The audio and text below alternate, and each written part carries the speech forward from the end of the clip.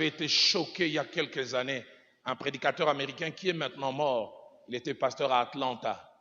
Je me souviens, cette année, je passais aussi par l'Amérique du Nord. Et deux jeunes gens sortent et disent, il est avec nous dans l'homosexualité. Lors d'un voyage au Kenya, il nous a poussé à l'homosexualité. Plus tard, j'ai appris que ces avocats ont acheté les silences de ces jeunes gens en les payant chacun 5 millions de dollars. 5 millions. Pour que les scandales ne sortent pas. Comment cela est-il arrivé? J'étais jeune dans la foi. Jimmy Swaggart était mon modèle. Je dois même avoir à un certain moment presque une idole.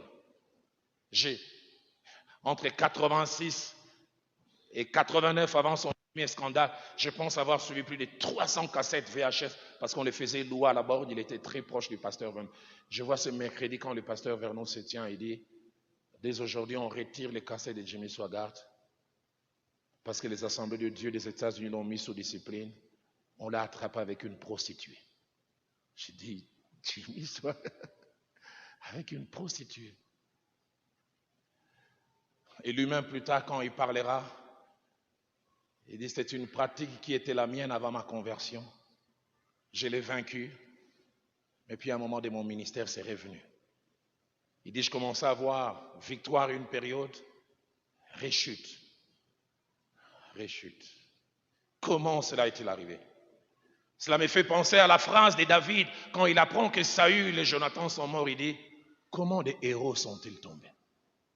Comment des héros sont-ils tombés? Un jeune homme me le rappela encore hier ou avant-hier, une phrase que le pasteur Atoms m'a dit un jour en pleurant. Un jour, il rentre dans mon bureau et dit, papa, tu es notre fierté, tu es notre source d'inspiration, mais nous savons que tu n'es qu'un homme. Mais arrange-toi, ne tombe pas. Ne tombe pas.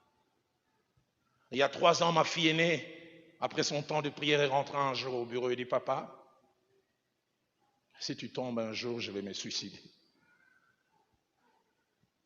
Des fois, il y a des choses que je ne fais pas à cause de moi-même, mais à cause de tout ce qui m'entoure. Et si vous m'aimez, priez pour moi. Si vous m'aimez, portez-moi dans la prière. Je voudrais ne pas être un Saül. Je voudrais bien finir. J'ai été ce jour au stade Tata Raphaël.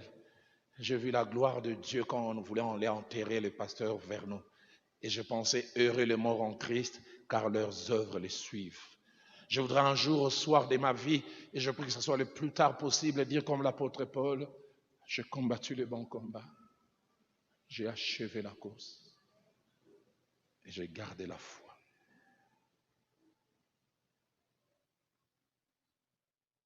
Il s'est laissé